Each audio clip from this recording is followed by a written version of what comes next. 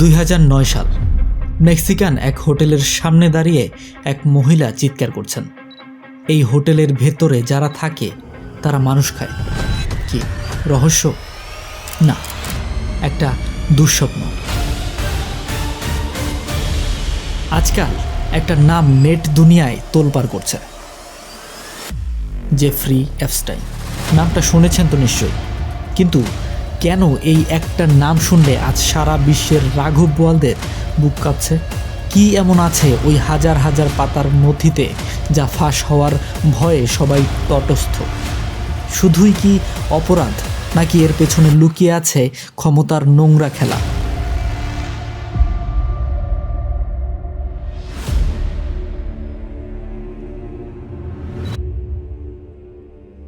Jeffrey Epstein নিজেকে কখনোই একজন প্রেডেটর ভাবেননি।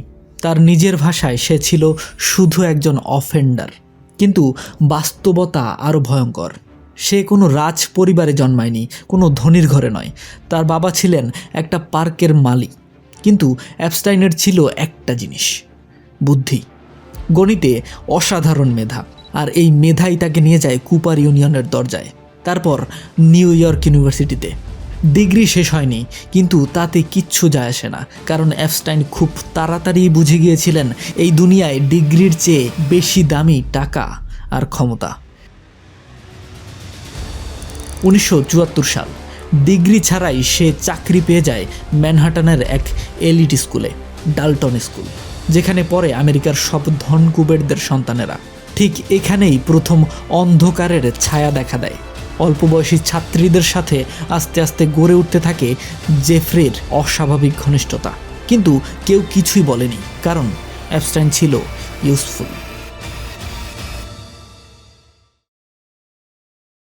ডাল্টন স্কুলের এক ছাত্রের অভিভাবক এপস্টাইনের প্রতি এতটাই মুগ্ধ হন যে তাকে বিখ্যাত ইনভেস্টমেন্ট ব্যাংকার বিয়ার স্টার্সে চাকরির ব্যবস্থা করে দেন। মাত্র 4 বছরের মধ্যে একজন স্কুল শিক্ষক থেকে এপস্টাইন হয়ে ওঠেন ব্যাংকের পার্টনার। 1980 সালে তিনি নিজের farm J Epstein and company প্রতিষ্ঠা করেন। একসময় এই ফার্ম $1 বিলিয়ন বেশি সম্পত্তি পরিচালনা করত। কিন্তু কার টাকা? আর কেনই বা এত ক্ষমতাবান মানুষ একজন রহস্যময় লোকের উপর এত ভরসা করত? আর ঠিক এই সময়ই তার পরিচয় হয় বিল গেটস, ডোনাল্ড ট্রাম্প, বিল ক্লিন্টনের মতো বিশ্বের বহু ধনকুবের আর ক্ষমতাধর মানুষদের সাথে। এপস্টাইন ফ্লোরিডা, নিউ মেক্সিকো এবং নিউ ইয়র্কে একাধিক বিলাসবহুল বাড়ি এবং একটি প্রাইভেট আইল্যান্ড তৈরি করেন, যেখানে নিয়মিত পার্টির আয়োজন হতো। আর এসব পার্টিতে Donald Trump, Bill Clinton, Kevin Spacey, Prince Andrew, এমনকি বিজ্ঞানী স্টিফেন হকিংয়ের মতো ব্যক্তিদের কোনো না কোনো সময় যাতায়াত ছিল। ধনকুবেরদের ভাষায় এই পার্টির নাম দেওয়া হয় পিৎজা পার্টি। 2005 সাল। এক 14 বছর বয়সী মেয়ে তার বাবা মায়ের সাথে ফ্লোরিডার পাম বিচ এলাকায় এক পুলিশ কমপ্লেন করে। মেয়েটির দাবি, রয়্যাল পাম বিচ স্কুলে পড়া তার এক সহপাঠী তাকে এক প্রভাবশালী ব্যক্তির বাড়িতে নিয়ে যায়।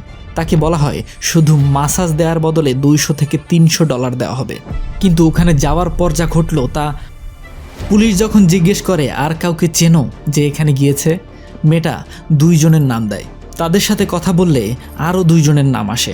এভাবে একের পর এক নাম বেরোতে থাকে। আর কয়েক মাসের মধ্যে পাম বিচ পুলিশ 35 জন ভিকটিমের নাম বের করে। এটা কোনো ছোটোখাটো ঘটনা না, এটা পুরোপুরি অর্গানাইজড পিরামিড স্কিম। একটা মেয়ে নতুন আরেকটা মেয়ে আনলে বাড়তি টাকা পেত। এভাবেই চেইন আস্তে আস্তে বাড়তে থাকে।